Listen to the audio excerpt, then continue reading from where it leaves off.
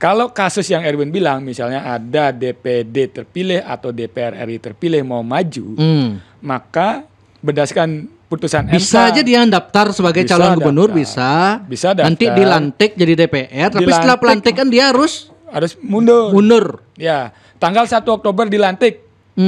Maka begitu dilantik, setelah dilantik dia harus mundur. Dia harus mundurkan diri langsung. Ya. Misalnya anggaplah dia calon DPD atau DPR RI, dia sudah dilantik, dia kan mundur nih, mundur, melanjutkan tahapan pilkada, pilgub. Ya. Jaks tidak terpilih, terus gini, dia bisa balik jadi DPD? Enggak.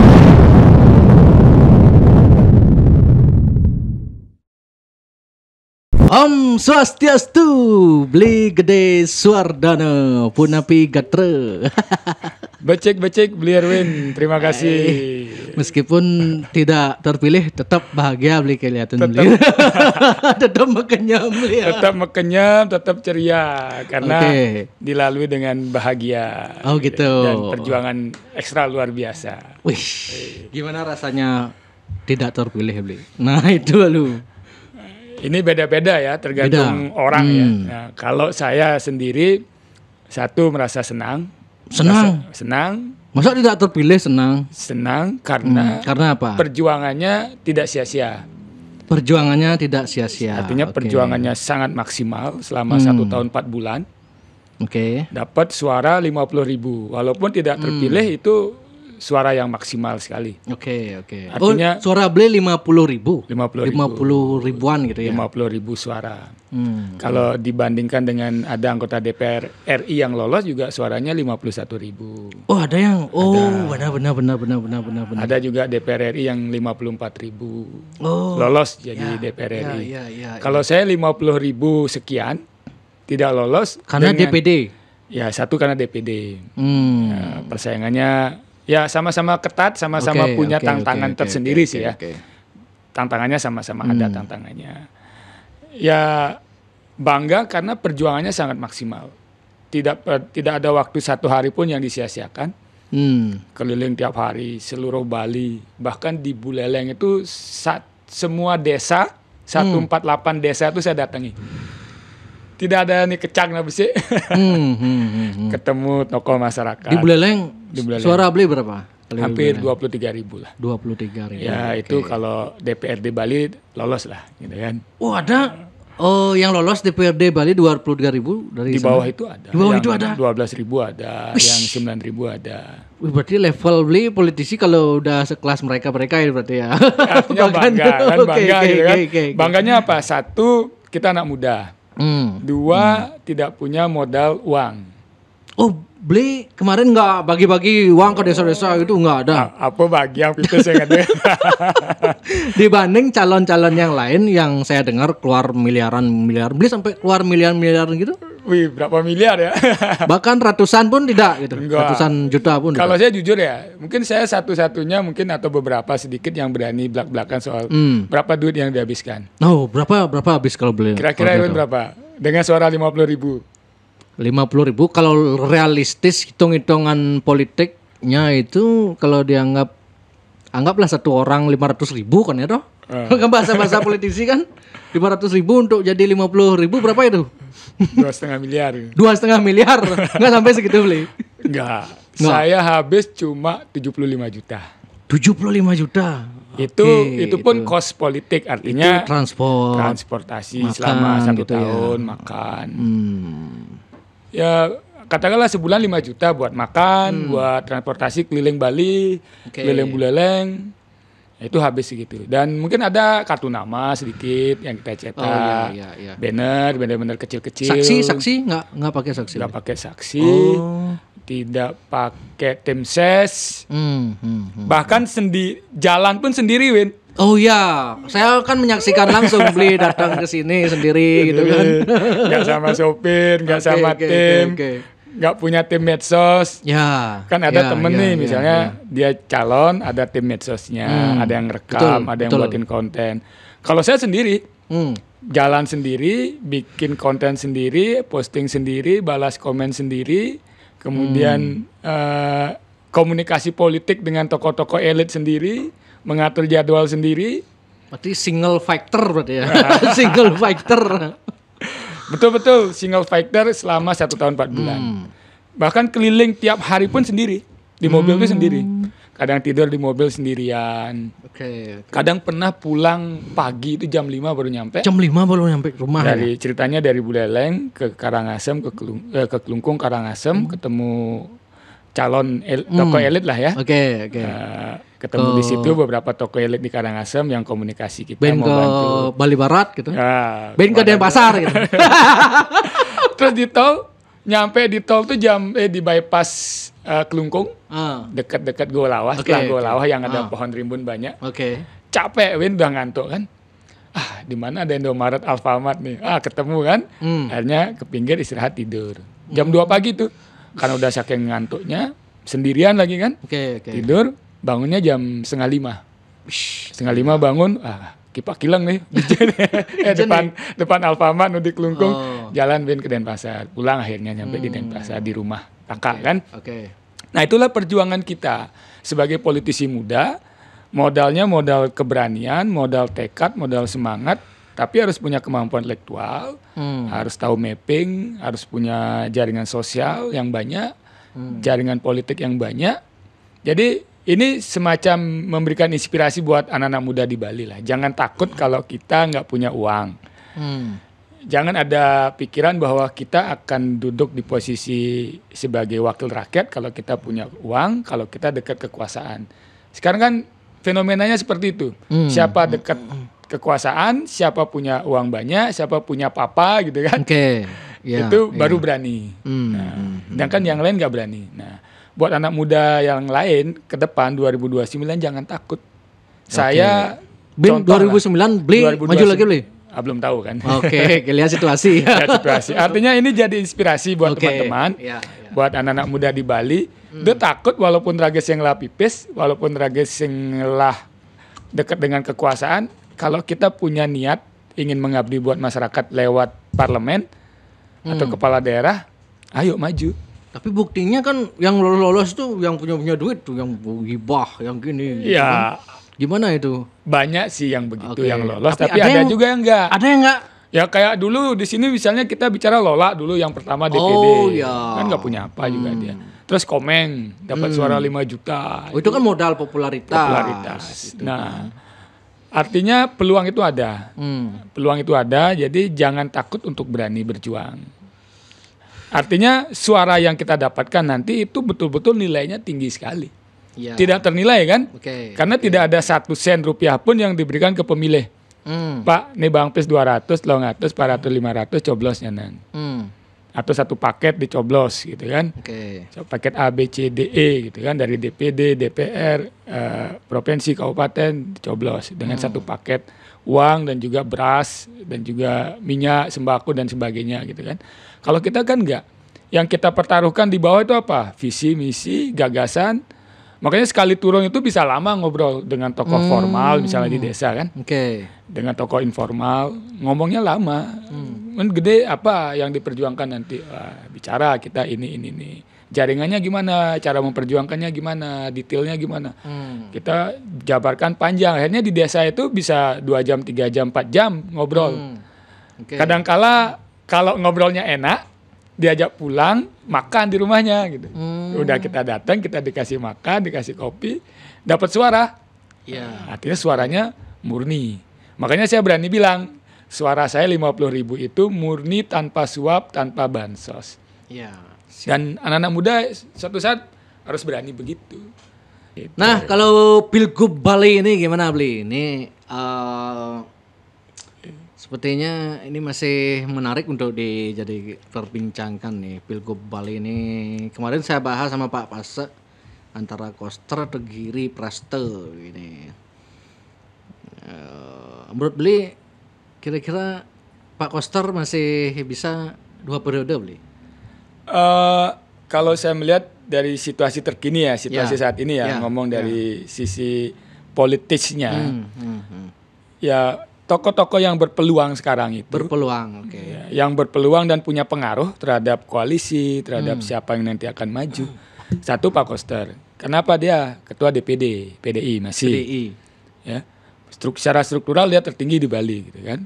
Meskipun di media sosial sepertinya banyak yang anti Koster di media sosial, tapi kan itu. Nah, kita bicara itu sisi yang berbeda. Siapa tahu itu persepsi framing orang lawan politik itu kan. Itu soal persepsi. Nanti kita bicara persepsi beda. Ini sekarang soal posisinya dulu. Oke.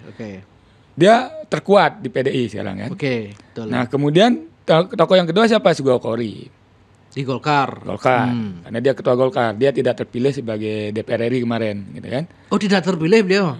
Yang terpilih kemarin beli Demer ya. Demer ya. Golkar dapat 1. Artinya dia punya kebijakan untuk membangun koalisi. Kalau tidak salah Golkar itu suaranya dapat 7 ya di Bali. Kemudian Arya Mulyawan, Degajah Pak Degajah. Ketua Gerindra ya. Ketua Gerindra. Jadi 3 ini yang punya peran penting untuk membentuk koalisi di Bali. Katanya 4 menurut Pak Mangku Pasiko, yang ketua partai kan, Pak Degajah, Gerindra, Koster, Golkar, Sugao Kory, siapa lagi satu ya? Mudarte, Demokrat. Itu. Mungkin Pak Mangku tidak lihat komposisi perolehan suara di gitu. DPRD Bali ya. Oh, berarti kalau dilihat komposisinya 3 orang aja yang menentukan. Contoh nih, PDI dapat suara 32. Oke. Kemudian Gerindra 10. Kemudian Golkar 7 kursi. Iya. Kemudian Demokrat 3, Nasdem 2, PSI 1. Jadi yang bisa punya peran penting membangun koalisi ya 3 partai besar ini yang dapat kursi di DPR. Satu pasang calon 20% dari kursi, dari 55 kursi di DPRD Bali cukup butuh 11 kursi untuk bisa mengusung calon gubernur, wakil gubernur. Siapa saja yang bisa? Ya PDI 28 kursi, Gerindra 10 kursi, Golkar 7, Demokrat 3. Punya sih pengaruh kalau dia nanti bisa memainkan posisinya. Dan Nasdem 2, PSI 1. Nah kalau misalnya 3 partai besar ini berkoalisi, udah selesai, gitu kan? Artinya dari komposisi itu saya hitung nanti akan ada maksimal 3 pasangan calon dari partai politik, maksimal 3. Mungkin akan ada 3 pasangan calon di Bali ya. Dari komposisi perolehan kursi di DPRD Bali. Oke. Karena 1 pasang calon maksimal diusung 11 kursi di DPR. Nah, misalnya PDI sendiri udah bisa karena 28 kursi. Kemudian Gerindra 10 kursi belum bisa. Kurang lagi 1. Dia harus koalisi. Misalnya dengan Demokrat bisa. Oke. Kalau dia dengan Demokrat udah dapat 13. Gitu kan? Kalau Golkar 7 kursi. Dia kalau Gerindra Demokrat sudah gabung, Golkar udah nggak bisa. Oh, nggak bisa dia ya. Udah habis. Harus gabung ke Gerindra atau ke PDI gitu kan. Nah, sekarang 3 kursi kita bilang misalnya PDI sendiri bisa. Kemudian Gerindra dengan PSI udah 11, 10 dan 1 bisa. Golkar bisa lagi. Golkar dengan Demokrat 7 tambah 3 10 tambah Nasdem 2 12 bisa. Jadi koalisi nanti yang terbentuk maksimal nih prediksi. Golkar sendiri bisa, Gerindra dengan PSI bisa mengusung, Golkar, Nasdem, Demokrat bisa. Itu maksimal 3. PDI maksud beli sendiri tadi. Ya, PDI sendiri udah bisa. Tapi kalau PDI udah ngambil misalnya Gerindra, hanya bisa 2. Kalau PDI ngambil Golkar, cuma bisa 2. Oke. Nah itu, jadi komposisinya begitu. Tapi kompetensinya besar nggak kompetensi PDI dengan Golkar atau ke Gerindra nih PDI ini? Nah sekarang nggak tahu nih, karena dengan isu di nasional, ada isu barisan nasional gitu kan? Oh iya. Koalisi permanen. Kalau bisa, menurut Sugao Kory kan kalau bisa koalisi permanen di pusat tetap lanjut ke daerah kan gitu kan? Kalau misalnya mengikuti situasi politik saat ini di nasional, ada isu koalisi permanen, maka Golkar dengan Gerindra kan gitu? Golkar dengan Gerindra dengan PSI gitu kan? PDI apa bisa dengan Nasdem? Nasdem udah masuk koalisi dengan Gerindra. Jadi PDI bisa sendiri, yang ini bisa keroyokan. Berarti kan? dua pasang calon. Ya. Ngeroyok PDI gitu maksudnya ya. Artinya komposisinya PDI 28 kursi bisa sendiri. Gerindra, Golkar, Nasdem, Demokrat, PSI bisa sendiri. Kalau dia mengikuti koalisi permanen. Oke. Artinya nanti akan ada 2. Makanya saya bilang kemarin kalau misalnya PDI ini maju sendiri, dia mengusung calon terkuat. Kalau saya bilang sekarang, kalau kita bilang ya saat ini calon terkuat menurut beliau siapa? PDI. Misalnya Pak Koster nih sebagai Koster ketua atau DPD dan Koster, Giri Praste sebagai bupati yang masih menjabat. Mungkin nggak itu berdua? Kalau misalnya mereka gabung karena sama-sama PDI gitu kan. Dan ini koalisi permanen mengikuti koalisi pusat. Maka di sini harus berani calon-calon yang kuda hitam lah istilahnya kan. Siapa yang punya popularitas tinggi, punya elektabilitas tinggi untuk bisa menyaingi 2 tokoh besar ini kan. Pak Koster ketua PDI dan PDI hampir menang di seluruh kabupaten kota. Di akar rumput menang. Betul. Di Suara tiap kabupaten kan, suara partai. Tapi Pilpres kalah. Pilpres kalah. Tapi di daerah kan mungkin beda. Artinya PDI di setiap kabupaten menang nih sekarang di tingkat DPRD kabupaten sama di provinsi. Artinya kan peluangnya besar. Artinya kalau mereka gabung, ini harus memunculkan calon yang kuat, kuda hitam istilahnya kan. Siapa calon yang kuat? Nah, kalau kita pilih-pilih, kita lihat-lihat yang ada siapa, yang stok tersedia gitu kan. Nah, yang stok tersedia nih siapa nih potensi? Kalau saya melihat yang stok tersedia itu yang tidak terpilih sebagai DPD, sebagai DPR. Oh, berarti yang terpilih sebagai DPD, DPR kemarin itu dia nggak bisa jadi calon gubernur. Kalau dia maju sebagai calon kepala daerah, misalnya nih, si calon A dia anggota DPD atau DPR RI. Konkretnya Raimandra, anggaplah yang dikatakan kan Raimandra, karena Jokowi berkunjung sebelumnya ke grionya Pak Rai kan, meskipun di sebelahnya kan tetap aja. Anggaplah Pak Raimandra lah, beliau kan terpilih DPD, suara tertinggi. Kalau Pak Raimandra maju calon gubernur bisa? Bisa saja dia maju calon gubernur dengan catatan dia harus mundur sebagai anggota DPD. Begitu dia dilantik sebagai DPD.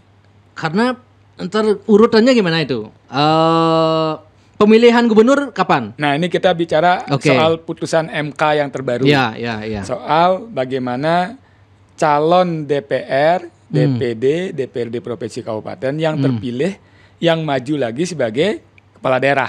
Gubernur, bupati, wali kota pada saat pemilihan 27 November. Tahapan ini kan beririsan, Win. Tahapan pemilu ini selesai sampai pelantikan 1 Oktober. Pelantikan DPR RI DPD itu kapan? 1 Oktober. 1 Oktober. Pemilihan gubernur? 27 November. Oktober, November berarti pemilihan gubernur setelah pelantikan itu berarti. Ya. Artinya kan tahapannya beririsan. Kita ngomong tahapan dulu kan. Saya dulu ketua KPU nih tahu kan. Tahapannya beririsan. Jadi tahapan Pilpres beririsan dengan tahapan Pilkada. Sekarang tahapan Pilkada udah mulai nih persiapan teman-teman ini. Anggaran dan sebagainya. Nah, tahapannya beririsan. Nah, nanti kita lihat begini. Misalnya nih ada calon yang Erwin bilang, orang yang dimaksud. Dia mau maju. Kita lihat tahapan demi tahapan. Pendaftaran gubernur, calon gubernur, wakil gubernur itu mulai 27 Agustus. 27 Agustus startnya itu. Start pendaftaran. Oke. Kemudian penetapan sebagai calon 22 September. Wih, singkat sekali berarti ya. Ya, hampir 3 minggu. Wih, gila. Nggak, maksudnya masa kampanyenya singkat sekali berarti ya, kalau calon gubernur ya. Sama seperti kemarin kan 75 hari. Oh iya. Pilpres juga 75 hari. Oke. 1,5 bulan, 2 bulan 15 hari gitu kan. Nah, balik lagi Win. Dia daftar 27 Agustus, ditetapkan sebagai calon 22 September. Oke, 22 September. Dilantik sebagai anggota DPR RI DPD 1 Oktober. 1 Oktober. Oke. Pemilihannya 27 bulan November. Depannya, anggaplah bulan depannya kan gitu. November. Nah, kalau kasus yang Erwin bilang misalnya ada DPD terpilih atau DPR RI terpilih mau maju, maka berdasarkan putusan MK bisa aja dia daftar sebagai calon gubernur, bisa daftar, nanti dilantik jadi DPR, tapi setelah pelantikan dia harus mundur. Ya, tanggal 1 Oktober dilantik. Maka begitu dilantik, setelah dilantik dia harus mundur. Dia harus mundurkan diri langsung. Ya. Karena mungkin saja nanti surat pernyataan itu sudah didaftarkan di awal syaratnya. Oke. Baru daftar nanti kalau saya dilantik atau apa gitu dibuat teknisnya lagi. akan mundur setelah sah menjadi anggota DPR atau DPD misalnya. Misalnya anggaplah dia calon DPD atau DPR RI, dia sudah dilantik, dia kan mundur nih. Mundur melanjutkan tahapan pilkada, pilgub. Ya. Tidak terpilih terus gini, dia bisa balik jadi DPD? Nggak bisa. Oh, nggak bisa. Hangus. Berarti kalau orang yang nekat berarti dia dua-duanya nggak terpilih ya? Nah, sekarang DPD buang, nggak jadi, gubernur nggak jadi gitu, dia kembali jadi rakyat biasa gitu. Gitu makanya ya? kan harus betul-betul berhitung. Termasuk DPR provinsi pun? DPR provinsi, misalnya anggap Pak De Gajah lah, Pak De Gajah kan lolos DPR provinsi ya. Oh, Pak De Gajah sama juga gitu? Dia dilantiknya September. Oh, lebih awal lagi? Lebih awal. Dia dilantik September, terus begitu dia ditetapkan 22 September, dan tanggal 22 dia mundur. Ya. Jadi kalau tidak terpilih gubernur, buang nggak bisa lagi DPR? Nggak bisa. Oh. Udah hangus tuh kan. Makanya harus betul-betul berhitung. Oke. Potensi orang yang maju ke pilgub ini berarti orang yang kemarin tidak terpilih di DPR RI atau DPD atau DPRD provinsi berarti ya. Makanya yang punya peluang ini ya saya sebut 3 itu tadi. Pak Koster. Karena dia tidak sebagai anggota DPR RI terpilih misalnya. Pak De Gajah untuk membangun koalisi masih bisa kan. Untuk maju gini sepertinya harus berhitung dengan cermat. Oh iya, berhitung dengan cermat nih. Ya. Kalau misalnya jadi wakilnya, misalnya wakil dari PDI ya, meskipun wakil nggak bisa tetap harus mundur. Artinya kan satu paket tuh. Oh iya. Gubernur, wakil gubernur, bupati, wakil bupati, wali kota, wakil wali kota. Berat nih. Ya. Berarti yang potensi Koster, siapa lagi? Giri Prasto. Karena dia masih menjabat. Ya. Dia terakhir menjabat 2025. Masa jabatannya berakhir sama dengan wali kota Denpasar, Pak Jaya Negara. Itu ya. Yang terus Jembrane juga. Terus Karangasem gitu kan. Itu.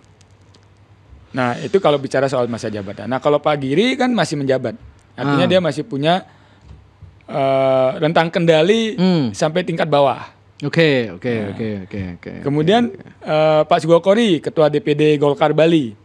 Beliau berpotensi juga untuk jadi calon. Untuk jadi calon karena kan tidak ada yang dipertaruhkan lagi kan. Otomatis hitung-hitungan juga kan pasti orang politik. Wah, gua nih dulu saya di DPR RI pun nggak terpilih. Berapa dapat suara beliau? Pak Sugawokori. Hampir 80.000 kalau nggak salah. Hampir 80.000. Ya terserah hitung-hitungnya gimana kan. Yang jelas waktu ini beliau tidak terpilih. Artinya kan pasti punya hitung-hitungan juga kan. Berani nggak ya maju gini? Pasti ada hitung-hitungan itu. Makanya itu koalisinya. Kalau PDI sendiri misalnya, maka Golkar bisa dengan Gerindra. Kalau Pak Demar, Pak Demar lolos ya? Lolos. Oh, resiko juga berarti ya. Berani nggak misalnya? Tapi udah sekian periode Pak Demar kan harusnya berani ngambil risiko Pak Demar itu. Nggak tahu sekarang hitungannya gimana kan kalau melihat peta politik nasional. Apalagi kan anaknya lolos satu kan, nggak apa-apa saya nanti nggak lolos dua-duanya, penting anak saya lolos. Meskipun DPR provinsi kan. Artinya itu harus berhitung dengan cermat. Beranikah misalnya DPD, DPR, RI, DPRD provinsi, DPRD kabupaten yang maju sebagai gubernur, wali kota ataupun calon bupati, wakil bupati. Di Buleleng, Pak ini Ketua DPRD Buleleng Pak Supet. Pak siapa itu namanya? Pak Supet ya saya kenal itu Pak Supet namanya. Supriyatna. Itu juga ragu-ragu kayaknya nyalon. Nah, harus dipertimbangkan. Oh gitu. Tapi kalau yakin menang ya pasti berani. Gas. Gitu kan? Kalau hitung-hitungannya yakin menang, gitu kan? Itu harus berani. Nah, jadi pertaruhannya begitu. Nah, itu informasi terakhir ya yang saya cermati di putusan MK yang terakhir, kemudian statement dari KPU mengenai berarti bisa jadi calon terpilih. Seperti yang digoreng Pak Mangku Pastika di media, Koster saya nggak ada lawan berarti sekarang. Kalau lihat bisa sampai saat ini kota kosong bisa nih. Kota kosong. Nah, kalau misalnya nih PDI koalisi dengan Gerindra. Terus Golkar masih sisa dengan Nasdem dengan Demokrat. Berani nggak melawan PDI dengan Gerindra? Misalnya De Gajah sinyalnya dekat dengan Pak Koster gitu kan. Yang penting untuk kepentingan Bali misalnya begitu. Misalnya koalisi. Ini Golkar berani nggak? Kalau sudah perhitungannya kalah, ngapain bertarung kan begitu? Iya kan. Akhirnya kan bisa calon tunggal. Nah itu, lawan kotak kosong kan. Yang ini harus gabung ke sini karena dia harus mengusung, nggak boleh. Saya khawatir kalau lawan kotak kosong bisa jadi kotak kosong menang nih. Bisa Pak Koster gimana nih Pak Koster? Nah, untuk antisipasi kotak kosong bisa calon independen. Oh, calon independen bisa? Bisa. Syaratnya 500.000. Kalau di Bali dengan jumlah penduduk syarat KTP-nya minimal 500.000. Buset. Untuk bisa maju calon 500.000 ya? Kalau Ahok dulu 1 juta ya. Oh, DKI. Oh ya. Kalau Bali 500.000. 500.000 untuk bisa dukungan ya. KTP. Nyetor KTP ke KPU gitu. Seluruh Bali dengan sebarannya saya agak lupa ya 5 kabupaten apa 6 kabupaten gitu ya. Kalau mau maju ya harus dari sekarang persiapan. Oh iya. Nah yang maju itu yang satu yang punya popularitas yang tinggi. Kalau beli dengar-dengar ada nggak yang sudah bergerak mengumpulkan KTP? Untuk gubernur kayaknya belum deh. Belum. Oh, berarti kotak kosong nih bisa nih kalau Tapi nggak tahu. Kan survei Nusa Bali ada 11 itu. Termasuk Pak PJ gubernur. Pak Agung Ari Dwi Payana masuk survei. Terus Pasek Suardike. Siapa lagi itu? 11 pokoknya itu lupa saya tuh. Itu kalau beli melihat potensi Pak PJ, Pak Ari Dwi Payana itu gimana itu? Ya kalau lihat posisi sekarang secara misalnya Pak PJ nih secara politis kan punya keuntungan. Oke. Nah persoalan nanti apakah dia nanti dapat rekomendasi atau tidak, didukung atau tidak kan lain soal ya. Kan harus masuk partai kan. Kalau beliau mau maju tidak harus jadi anggota partai politik. Oh enggak. Terus independen gitu maksudnya? Ya dia dipinang lah istilahnya gitu. Kan tergantung aturan masing-masing partai. Oh. Kalau kayak Pak Raimandro dulu maksudnya gitu ya. Kalau dia yang mendukung koalisi ya kan nggak harus masuk anggota partai. Tergantung kebijakan yang partai lihat politik. Gerak-gerakan beliau ini udah mulai mengarah-arah ke sana nih Pak PJ. Artinya secara politis kalau melihat posisi sekarang, kalau misalkan nanti Pak Koster maju dengan GP atau didukung partai lain yang gede-gede, misalnya Gerindra dan yang lain, ini harus ada calon kuat. Nah, calon kuat itu siapa? Ya kita bisa petakan sekarang harus kuda hitam artinya kan. Ya, misalnya yang punya posisi secara politis kuat sekarang ya bisa jadi Pak PJ gubernur. Pak PJ karena beliau bisa menggerakkan gini alat pemerintahan. Karena secara politis, secara politis kita hitung punya. Sekarang beliau punya niat apa enggak kan gitu. Kan kita belum tahu. Kalau beliau melihat gerakannya di media sosial di kebijakan itu gimana? Saya lihat Pak PJ data-data aja. Data-data. Data-data ya saya lihat sampai saat ini nggak tahu nanti kan. Tapi kalau saya lihat secara orang pengamat politik udah ada manuver dengan Giri Praste ke Kute bareng gitu kan dengan viralnya foto Pak PJ dengan Pak Giri Praste ini. Kemarin ada foto baliho viral Bu Bintang dengan Giri Prasto gaspol gitu Bu. Ini gimana nih pengalihan opini isu-isu atau gimana itu ya? Kan sekarang menjelang pilgub itu kan tebak-tebak buah manggis itu menarik kan? Oke. Ya ini dipasangkan dengan ini istilahnya kan cek ombak itu. Oh itu Bu Bintang dengan Bintang GT, itu gitu. Sempat juga diprediksi oleh Arjayo dulu waktu sebelum pilpres itu dia sempat ngomong di sini. Jangan lupakan itu tokoh Puri Satria Pak Puspoyogo atau Bu Bintang ini bisa jadi paket bintang ini. Giri Prasto ini akan maju atau Giri Prasto dengan mantan Bupati Buleleng Agus Suradnyano gitu kan. Ya itu simulasi itu wajar lah ya. Wajar dilakukan untuk cek ombak kan, melihat respon publik. Misalnya Bu Bintang dengan siapa dipaketkan, itu wajar-wajar saja. Tapi kan. Gebrakan kalau Bu Bintang gebrakannya kan nggak begitu ya. Kalau menjelang menjelang ini kan nggak tahu ya. Pendaftaran Agustus. Paling betul. tidak H-1 bulan baru mulai panas nih kan. Tapi mulai hidup mesinnya gitu kan. Ya betul. Kemudian yang di 11 nama itu Pak Agung Ari Dwi Payana. Dia kan staf sus presiden. Ya, sudah mulai cek ombak terus saya lihat gitu kan. Oh sudah mulai. Ya bikin acara-acara di Puri, bikin soal lingkungan, soal budaya gitu kan. Kalau saya lihat sudah mulai cek ombak, respon publik bagaimana misalnya begitu kan. Kalau responnya bagus mungkin lanjut, tapi kalau responnya nggak bagus mungkin nggak. Artinya begitu. Ya di survei itu ya masuk akal juga sih yang muncul di koran Nusa kemarin itu. masuk akal juga. Kalau Pak Pasa temannya beliau juga itu gimana? Kan biasa politisi itu ditanya mau masuk, oh saya enggak gitu ketika. Tapi kalau masyarakat ingin oke, gitu kan. Ya. Kalau beli lihat Pak Pasa Suardike gimana? Beliau ada gini ya, potensi pasti potensi kan. Potensi pasti. Ya beliau kalau di sini sih bilang oh saya bukan passion saya gitu. Aduh. Ya. Saya lihat sih kemarin fokus ke partainya kan, karena partai baru. Apalagi nanti di MK ada putusan yang 4% itu direvisi. Artinya peluang lolos parlemen kan ada.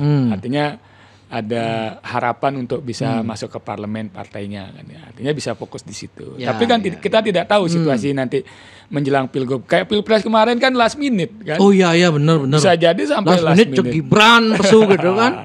Itulah. Nah, cek kayak ini cek last minute wakil gubernur gede Suardana itu baik cek langsung ke siapa langsung saya telepon mai podcast lu gitu angdan podcast wakil gubernur wakil gubernur apa calon Bupati Buleleng nih Bupati Buleleng calonnya juga beli siapa ini kira-kira itu potensi di Buleleng itu sudah banyak nih yang kalau Bupati Buleleng Pak Rohinang Pak Sukrawan itu yang tokoh-tokoh yang bisa langsung diingat kan. Siapa lagi? Wakil Bupati Buleleng, Pak Sujidro, Pak Supit, Pak Dr. Caput. Dr. Caput mulai itu, Bu Turkini itu mulai itu. Biasanya kalau Buleleng itu paling rame Win. Mulai cara saya membaca itu siapa yang tokoh-tokoh mulai follow Jack Bali itu pasti udah. mulai tuh. Dokter Caput, ada tokoh Buleleng, Bu Turkini, gitu. mulai ini gitu. Biasanya Buleleng itu paling dinamikanya paling menarik. Dan sekarang pasti paling menarik karena semua posisinya sama 0-0. Oh gitu ya? Iya. Oke. Pak Sujidro posisinya kosong. Karena kemarin maksud kosong gimana maksudnya? Artinya itu? tidak ada incumbent. Oh. Yang ada incumbent itu ya dalam pemilihan bupati Karangasem. Karangasem. Badung. Badung enggak? Oh Badung enggak ya? Yang masih ada incumbent ya. Oh maksudnya yang masih menjabat. Oke. Karangasem. Kemudian Denpasar.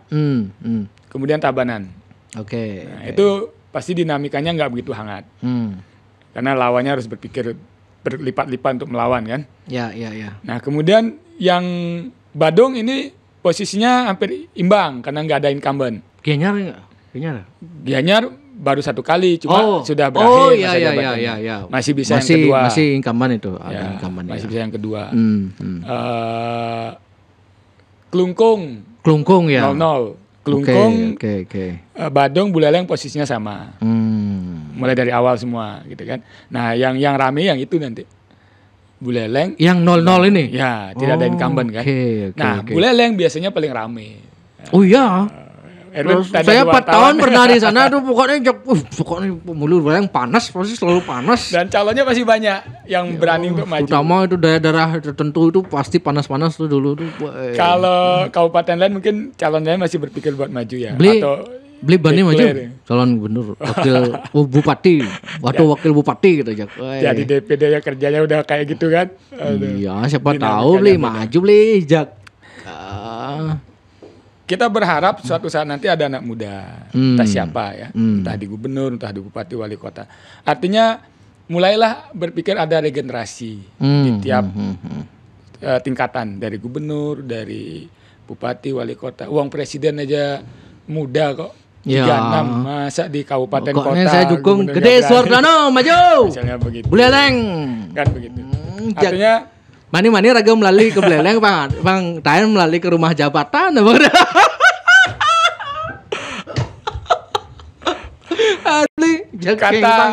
Kata Pak Mangku kan kemarin harus punya 3 O. Apa itu? Otak, otot, ongkos. Ongkos. Nah, nih. Amun sengelang ngoyong. Ya kan dari ongkos kan bisa minta support, beli endorse gitu. Nah, sila lu, Pak Mangku suruh memangku orang Buleleng itu. Dukung nggak Mangku? Ya itu harus punya 3 O semua kan, otak, otot, ongkos. Apalagi pemilihan kepala daerah. Itu biayanya pasti sangat besar. Dia ngobrol sama tokoh politik, katanya Pilgub Bali, Pak kalau maju Pilgub Bali itu berapa budgetnya Pak? kalau pilgub 75 miliar gitu. Push, gila. Kalau pemilihan kabupaten 30-an lah. Bener segitu ya? Gila. Ini toko Golkar di Tegalalang nih kalau saya ngomong. Kalau kita ngomong kos politik ya hampir miliaran. Kan harus biaya saksi, biaya kampanye, biaya APK dan sebagainya kan. Itu sudah hitungannya sudah miliar karena saksi aja udah berapa TPS gitu kan. Beli kan dekat sama Pak Mangku pasti kau nggak pernah nanya berapa habis dulu Pak Mangku. Nggak sampai ke situ lah. Kalau kita ngomongnya kan soal Bali, bagaimana ke depan gitu kan, bagaimana Bali dan sebagainya gitu. Jadi yang begitu. Artinya begitu. Artinya nanti akan menarik sekali saya lihat di pemilihan gubernur, pemilihan bupati, wali kota. Dan saya lihat PDI itu peluangnya besar karena masih kan nanti besar, ya? Kampanyenya jadi satu, gubernur berpaketan dengan siapa di kabupaten untuk kampanye di kabupaten mana atau wali kota yang mana gitu kan, harus satu paket kan kampanyenya. Kalau PDI ya pasti dengan PDI turunannya, kan? Apalagi PDI menang hampir di semua kabupaten kota, gitu kan. Makanya saya bilang posisi sampai saat ini kuat. Belum ngomong persepsi. Kalau ngomong persepsi beda lagi. Itu kan sangat. Kalau Buleleng PDI masih kuat ya? Masih kuat. Kalau di Buleleng agak berimbang ya. Berimbang. Oh. Buleleng berimbang karena komposisi kursinya saya juga lihat tidak sedominan di kabupaten lain. Misalnya PDI sangat dominan di Gianyar. PDI sangat dominan di Tabanan. Gitu kan. Sangat. Kalau di Buleleng tidak begitu dominan. Artinya partai lain masih bisa untuk peluang untuk menang, untuk bertarung dengan kenceng itu masih ada kemungkinan. Nah Badung saya lihat sudah mulai kenceng nih partai Golkar misalnya gitu. Di medsos kan sudah mulai, gitu kan. Artinya saya lihat secara politis hitungan partai politik yang paling kuat untuk pilkada gubernur, bupati, wali kota yang PDI. Kita ngomong Bali dulu.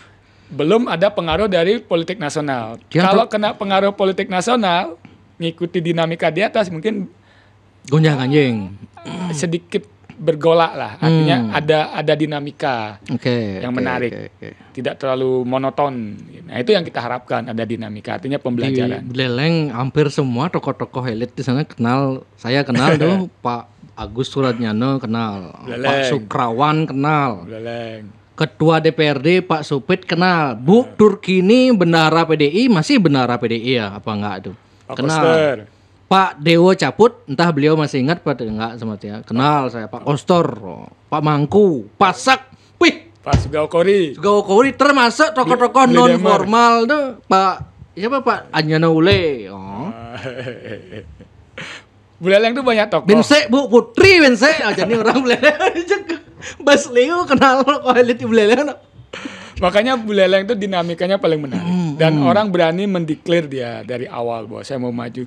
Itu saya sukanya kalau di Buleleng. Dari Buleleng itu dari 2020 sudah orang siap-siap mau maju.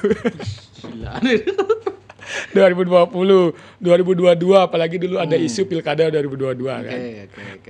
Sekarang 2024, wah persiapannya udah lama sekali mereka. Ya tapi kan nasib siapa yang dapat rekomendasi gitu kan. Kita lihatlah nanti. Mantan rektor Uniksa juga kenal Pak Sudiano. Prof Sudiano. Ya.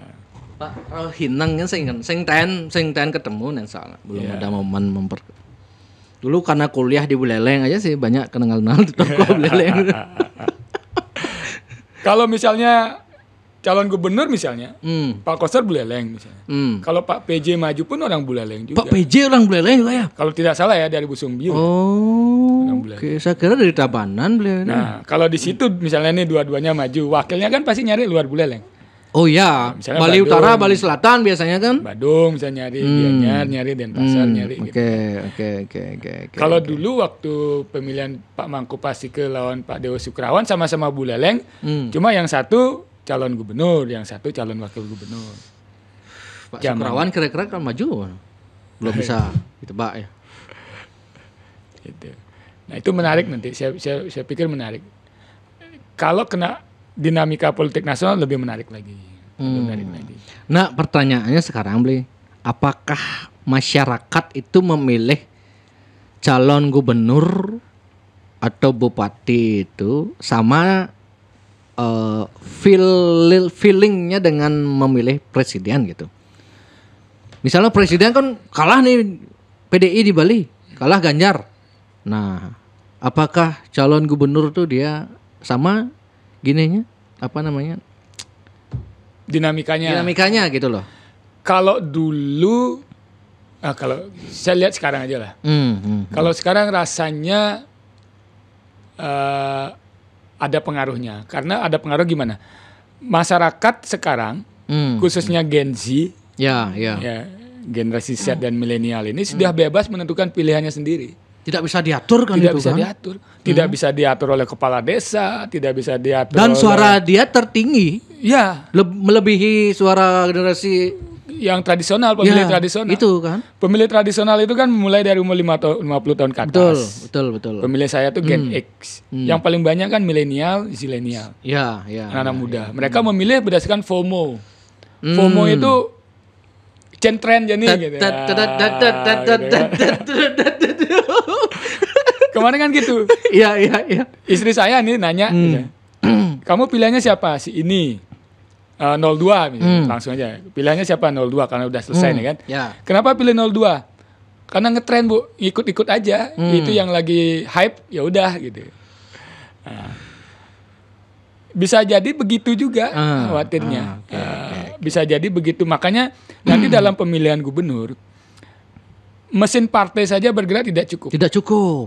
Harus main udara juga. Harus main udara dan mempengaruhi persepsi publik. Betul. Supaya itu menjadi tren. Supaya menjadi tren. Makanya sekarang udah saya lihat udah banyak akun-akun medsos bermanuver itu, dia nyebar gini isu gini, mulai aneh gitu. Kalau dia bisa jadi tren, maka akan bisa menggait pemilih milenial dan zilenial. Oke. Karena itulah yang memenangkan Prabowo Gibran kemarin. Betul. Sekarang ini tidak cukup cara kerja politik aja, lewat struktur partai, lewat jejaring di bawah. Cukup, cuman akan dapat suara dari generasi X dan tradisional itu. Ya. Oke. Siapa yang bisa memainkan itu yang menang. Kalau dia sudah kuat secara struktural partai, kemudian berhasil mempengaruhi opini publik, kemudian itu menjadi tren, pasti yakin menang. Okay. Nah, calon yang kuda hitam pun meskipun tidak kuat secara struktural partai politik misalnya, karena dia misalnya bukan PDI ya, kalau PDI oke lah udah kuat. Misalnya nih koalisi Gerindra Golkar misalnya, secara komposisi kan kalah jauh. Ya. Perolehan suara anggota DPR-nya juga di bawah, kalah jauh kan. Mereka akan bisa menang kalau mereka bisa menjadikan calonnya itu sebagai trendsetter. Kayak Prabowo kemarin. Apapun gerak-geriknya jadi viral gitu kan. Ya. Gerak-geriknya Gibran jadi viral, gerak-geriknya Prabowo jadi viral. Yang menang dan yang diingat oleh pemilih itu bukan lagi program kerja, tapi slogan-slogan yang hype. Betul. Kayak Gemoy. Betul, gimmick lah. Gimmick yang gampang melekat, ya, yang viral sesaat gitu lah. Karena yang diingat pemilih itu bukan program kerjanya. Tetapi yang gimmick-gimmick itu yang diingat. Jadi intinya masyarakat sekarang itu sudah sebanyakan orang yang stres, jadi dia butuh hiburan gitu. Makanya yang paham ini pasti misalnya Pak Giri Praste kemana-mana Simakrama bukan gue gini-gini tapi menggendeng aja. Koster udah mulai kan sekarang kan di kampanye joget-joget dang ding. Bu Mega sudah mulai kan. Jadi yang gitu-gitu dah. Makanya saya jadi bingung nih, Clay. Ini gimana ini sekarang ini gitu. Ya itulah sekarang dunia media sosial kan.